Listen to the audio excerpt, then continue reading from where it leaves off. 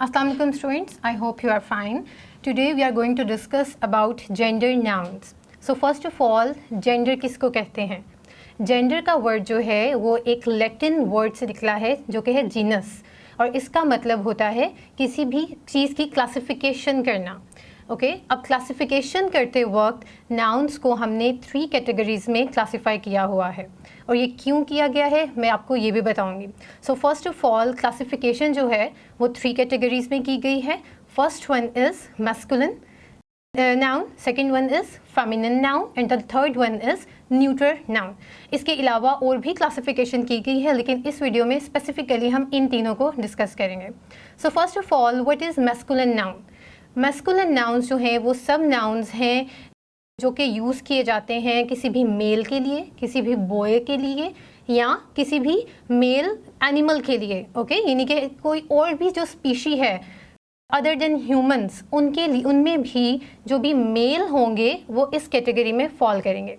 Second है हमारी feminine. Okay तो जो फेमिनिन नाउन हैं वो कहाँ पे यूज़ किए जाते हैं? वो किसी भी फीमेल के लिए, वुमेन के लिए, या जो एनिमल होगा उसके लिए भी ये इस्तेमाल किए जाते हैं.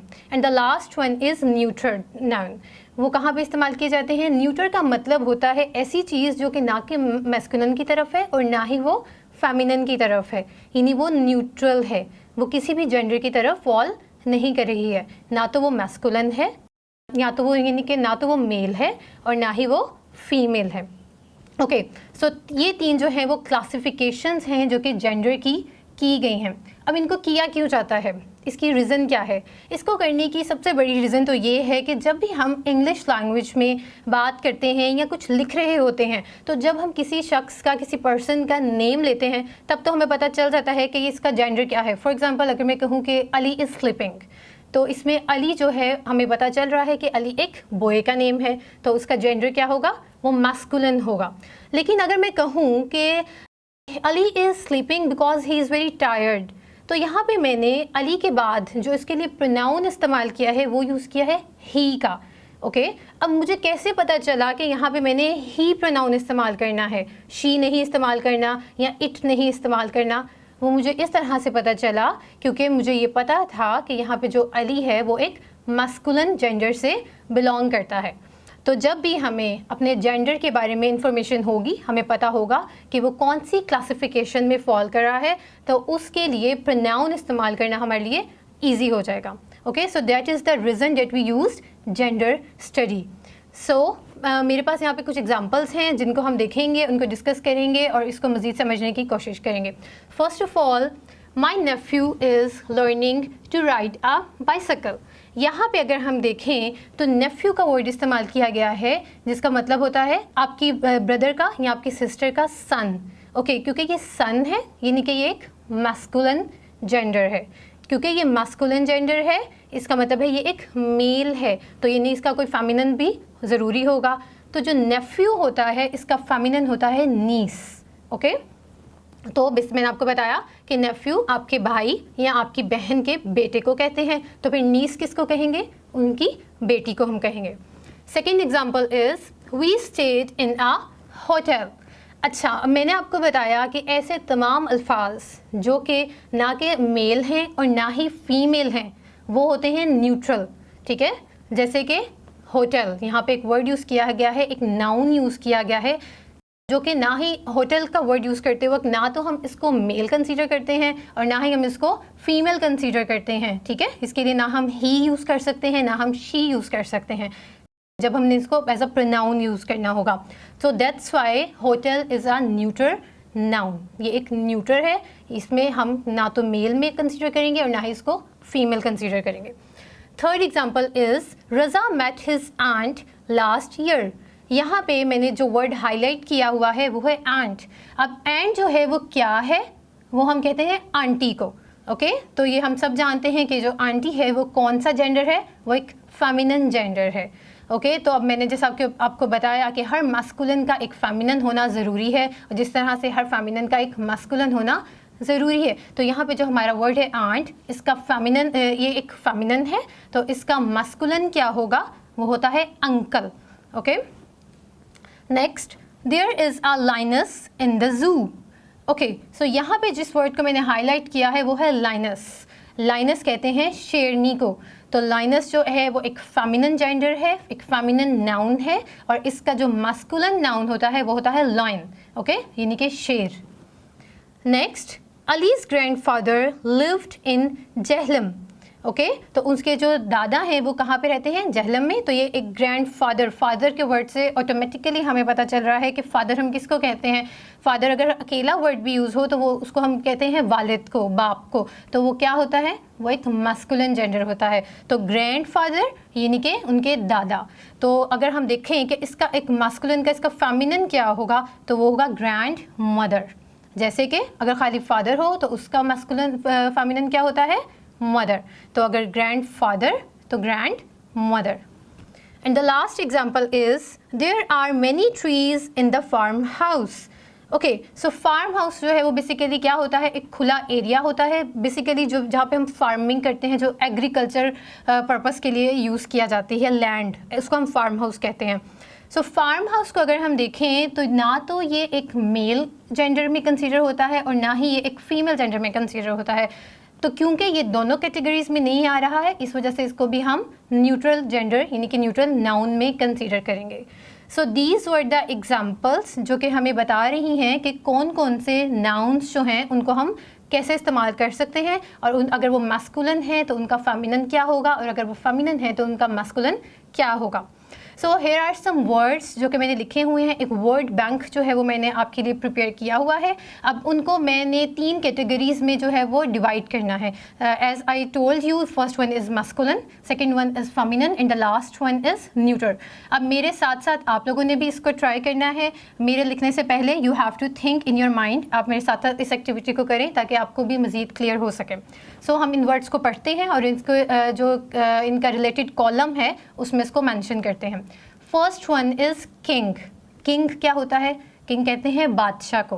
ओके, सो अब आप सोचें कि ये कौन सी कैटेगरी में आएगा? ये एक मास्कुलिन जेंडर है। सो यहाँ पे किंग जो है उसको हम इस वाले कॉलम में मेंशन कर देते हैं। I hope this is clear to you. Second one is lioness. ये लाइनस जो है हमारे पास रिपीट हो रहा है। ऑलरेडी मैं आपको बता चुकी हूँ कि शेरनी को कहते हैं। तो ये एक फेमिनिन जेंडर है, एक फेमिनिन नाउन है। तो हम लाइनस को इस कॉलम में मेंशन कर देते हैं। Okay, so third word is tree. Tree जो है वो होता है दरख्त। दरख्त जो है ना तो ये फीमेल है और ना ही ये मेल है। सो ये एक न्यूट्रल जेंडर है। सो हमने इसको न्यूट्रल के कॉलम में मेंशन कर दिया। Next word is milk made. Milk made जो है वो उसको कहते हैं गवालन, यानी कि जो दूध देती है। तो इसका ये एक फीमेल वर्ड है, एक फेमिनिन वर्ड है। इसका जो मेल वर्जन होता है उसको हम कहते हैं milk man. Okay, so milk man जो है वो एक मास्कुलिन है, लेकिन क्योंकि यहाँ पे हमें मिल्क मेड दिया है तो हम इसको इस कॉलम में लिखेंगे, milk made. Okay, next word is chair.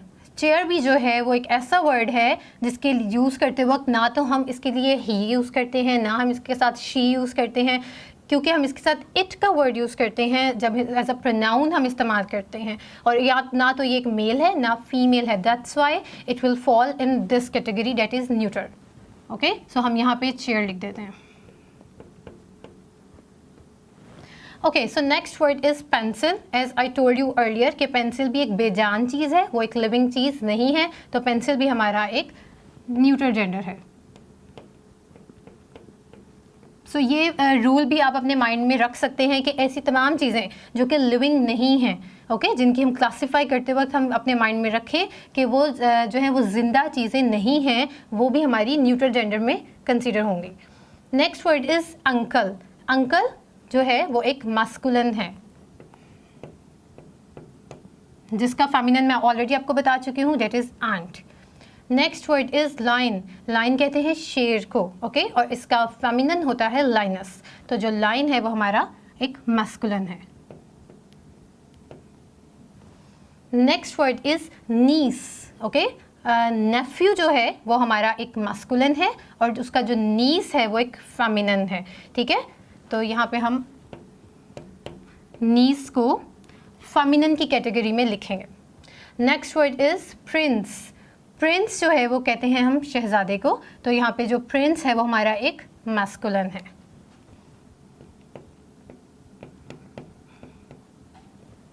Next word is गूज।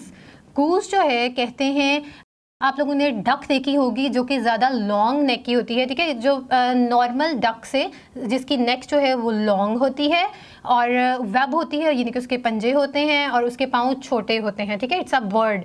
तो जो गूज होता है ये एक फीमेल बर्ड है, ठीक है, और इसका जो मेल जेंडर होता है उसको कहते हैं गैंडर, ओके, GANDER, गैंडर। सो जो गूज है ये इट्स अ फेमिनन बर्ड। सो हम गूज को यहाँ पे लिखते हैं। And the last one is desk. Now you think in your mind कि जो desk है वो कौन सा word है, ये कौन से में आएगा? So I think you are clear. अब आप पता कर सकते हैं, it is very obvious कि जो desk है वो ना तो मेल है और ना ही वो फीमेल है, तो desk हमारा थर्ड कैटेगरी में ही आएगा। Yes. So हम desk को यहाँ पे लिख देते हैं। ओके, सो बेसिकली हमने देखा कि हमारी जो लिविंग थिंग्स हैं क्लासिफिकेशन करते वक्त या तो वो हमारे मास्कुलिन होंगे यानी कि मेल होगा जैसे कि बॉयज़, और यहाँ पे वो हमारे फेमिनिन होंगे यानी कि वुमेन या गर्ल्स। और ना सिर्फ ये इंसानों में बल्कि ये जानवरों में भी इसी तरह है और फिर परिंदों में भी इसी तरह है, जैसे कि मैंने एक एग्जांपल आपको दी गूस की, इसके अलावा लाइन की एग्जांपल आपको दी। और भी एग्जांपल्स हो सकती हैं जैसे कि डॉग। डॉग क्या है, ये भी एक मास्कुलिन जेंडर है, ठीक है, और इसका फीमेल, इसका फेमिनिन क्या होता है, बिच। तो यानी कि हर मास्कुलिन का एक फेमिनिन जो है वो ज़रूरी होता है। लेकिन कुछ ऐसे वर्ड्स भी हैं, कुछ ऐसे नाउन्स भी हैं जिनका कोई मास्कुलिन फेमिनिन नहीं होता, वो हमारे न्यूट्रल जेंडर में या न्यूट्रल नाउन में कंसीडर होते हैं। Okay, as I told you earlier कि जो इसके अलावा नाउन्स जो हैं वो और भी हो सकते हैं, जैसा कि कुछ वर्ड्स इस तरह के होते हैं जिनको हम मेल और फीमेल दोनों के लिए इस्तेमाल कर सकते हैं, उनको हम कहते हैं कि वो कॉमन नाउन हैं। ओके, जैसा कि अगर मैं कहूँ कि आई एम अ टीचर, तो टीचर के इस सेंटेंस में आपको कैसे पता चलेगा कि जो टीचर है वो मेल है या फीमेल है, ये हम गैस नहीं कर सकते। ओके, जहाँ अगर मैं कहूँ कि she is a teacher, now you know कि क्योंकि यहाँ पे प्रोनाउन जो है वो शी यूज़ हुआ है, that's why the teacher is a girl. लेकिन जो टीचर है बेसिकली वो एक कॉमन जेंडर है। इसी तरह हमारे पेरेंट्स हैं, हम पेरेंट का वर्ड जब भी यूज़ करते हैं, हम स्टूडेंट का वर्ड जब भी यूज़ करते हैं, ठीक है, तो ये वो सारे वर्ड्स हैं जो इन तीनों में भी लाई नहीं करते हैं। क्यों?